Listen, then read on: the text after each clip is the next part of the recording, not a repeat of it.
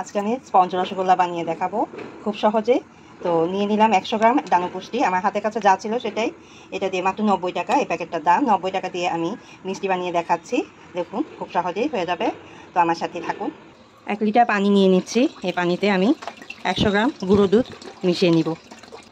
এই আমার হাতের কাছে এটা আছে, আমি এটা এখন কেটে মিশিয়ে নিচ্ছি।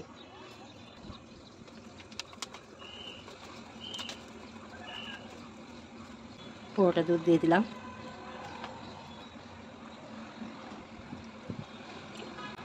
এখন নেড়ে আমি চুলায় জাল করে নিচ্ছি। বলক আসলে 2-3টা বলক আসলেই আমি সিরকা আর পানি মিশিয়ে চানা করে নিব। মানে দুধ ঘন করার কোনো দরকার নাই, শুধু বলক আসতে হবে। এই যে সিরকা বা ভিনেগার আমি 3 চামচ নিয়ে নিচ্ছি, 3 টেবিল চামচ।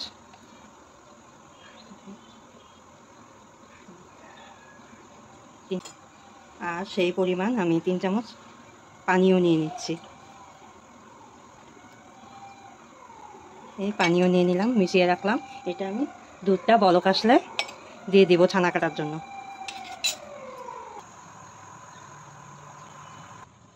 দুধটা বলক চলে আসছে, এ পর্যায়ে আর ঘন করার দরকার নাই, 2-3টা বলক চলে আসছে। এখন আমি পানি মিশানো সিরকাটা এখানে দিয়ে দিচ্ছি।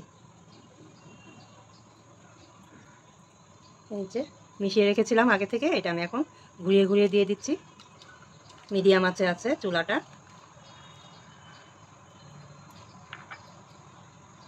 এ পর্যায়ে আমি একটু নেড়ে দিচ্ছি। এই ছানাটা কেটে যাচ্ছে।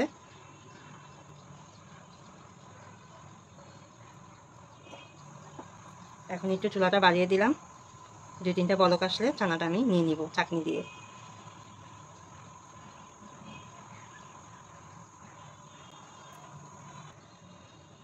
ছানাটা হয়ে গেছে, আমি এভাবে ছানাটা নিয়ে নিচ্ছি চাকনিতে। আমি আমার কাজের সুবিধার্থে এখানে ঢেলে দিচ্ছি একেবারে।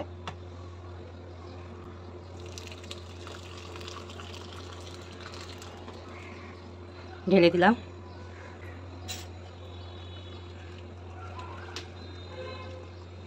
ছানাটা ঢেলে দিচ্ছি, আমি ঠান্ডা পানি দিয়ে ধুয়ে নিব।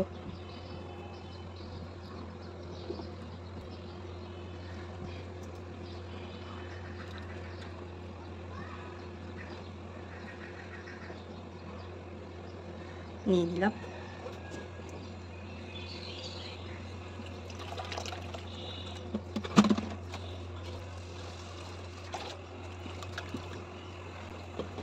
ঠান্ডা পানিতে ভালো করে ধুয়ে নিচ্ছি যেন ভিনেগারের গন্ধটা না থাকে। এখন আমি চিপে নিচ্ছি ভালো করে।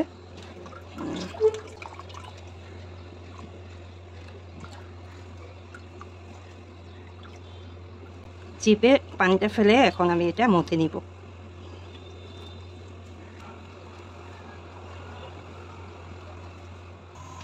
আর এদিকে আমি 1.5 লিটার পানি নিয়ে নিয়েছি, আর দিয়ে দিব 1 কাপ চিনি। স্পঞ্জ রসগোল্লায় তো বেশি মিষ্টি হয় না, সামান্য মিষ্টি হয়। এটা দিয়ে আমি শিরা করে নিচ্ছি,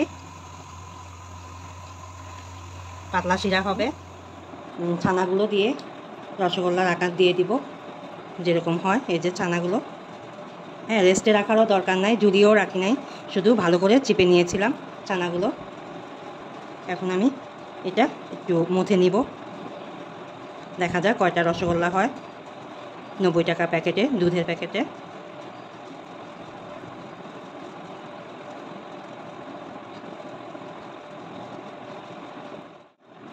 এখন আমি এই ছানাগুলোকে হাতের তালুতে মথে নিব।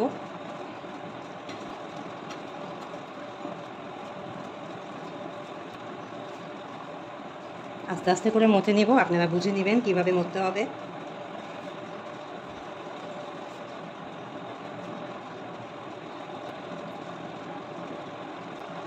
মথা হয়ে গেছে, এখন আমি ছোট ছোট পরিমাণ মতো গোল্লা করে নিব, রসগোল্লা যেরকম হয়। আপনাদের ইচ্ছা মতো আপনারা শেপ দিতে পারেন, লম্বাও দিতে পারেন। আমি একটু বড় নিলাম।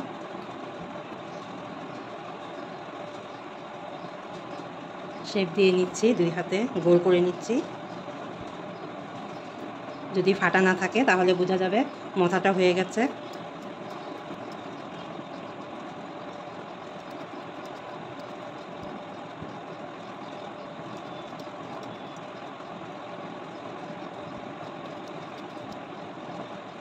এই আমার 8টা হয়েছে। 1 প্যাকেট 100 গ্রাম গুঁড়ো দুধে 8টা রসগোল্লা হয়েছে। এখন আমি এটা চিনির শিরায় দিয়ে সিদ্ধ করে নিব। এখন ফুটন্ত শিরাতে আমি মিষ্টিগুলো দিয়ে দিচ্ছি। বিসমিল্লাহির রহমানির রহিম।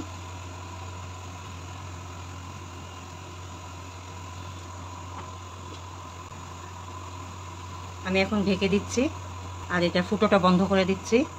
ঘড়ি ধরে 10 মিনিট ফুটাবো, আবার 10 মিনিট পরে আমি ফিরে আসছি। ঘড়ি ধরে ঠিক 10 মিনিট পর চলে এলাম। ঢাকনাটা খুলছি। মাশাআল্লাহ, দেখতেই পাচ্ছেন কি সুন্দর ফুলে উঠেছে মিষ্টিগুলো। দিয়ে দিলাম।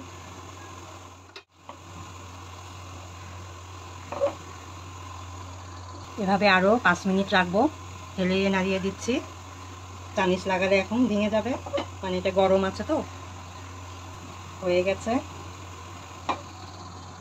আরও কিছুক্ষণ নাড়িয়ে নিলাম। এখন ঢেলে ফেলবো।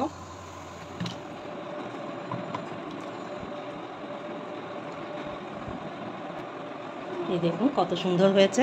আপনারাও বানিয়ে খাওয়াতে পারেন আপনাদের প্রিয়জনকে। বাসার সকলেই খুশি হয়ে যাবে। এরকম এক বাটি স্পঞ্জ রসগোল্লা দেখলে কার না খেতে মন যাবে, তাই না? দেখুন তো কত সুন্দর হয়েছে। বাজার থেকে কেনাচ্ছে, আমরা যদি ঘরে বসে এই স্পঞ্জ রসগোল্লাটা তৈরি করতে পারি তাহলে কিন্তু খেতে মন্দ হয় না। মাত্র 90 টাকা প্যাকেটে এই মিষ্টিটা তৈরি হলো। আপনাদের হাতের কাছে যেটাই আছে সেই প্যাকেট দিয়ে আপনারা তৈরি করে খেয়ে অতি সহজেই খেয়ে দেখতে পারেন। তো আমার এই রেসিপিটা ভালো লাগলে ছোট্ট একটা লাইক দিয়ে দিবেন এবং কমেন্ট করে জানাবেন কেমন হলো। বাড়িতে অবশ্যই আপনারা এই স্পঞ্জ রসগোল্লাটা বানিয়ে খাবেন এবং প্রিয়জনকেও খাওয়াবেন। এবং বেড়াতে গেলে, অন্যের মেহমানদের বাসায় বেড়াতে গেলে তাদের জন্য নিয়ে যেতে পারবেন। আমি একটা রসগোল্লা নিচ্ছি, নিয়ে কেটে দেখাচ্ছি। দেখেন কতটাই সফট হয়েছে এবং কতটাই রসালো হয়েছে। খেতেও অনেক সুস্বাদু হয়েছে। আপনারা অবশ্যই এটা বানিয়ে ট্রাই করবেন। গরম গরম রসগোল্লা খেতে দারুণ, স্পঞ্জ রসগোল্লা। তো আজকের মতো আমি এখানেই বিদায় নিচ্ছি।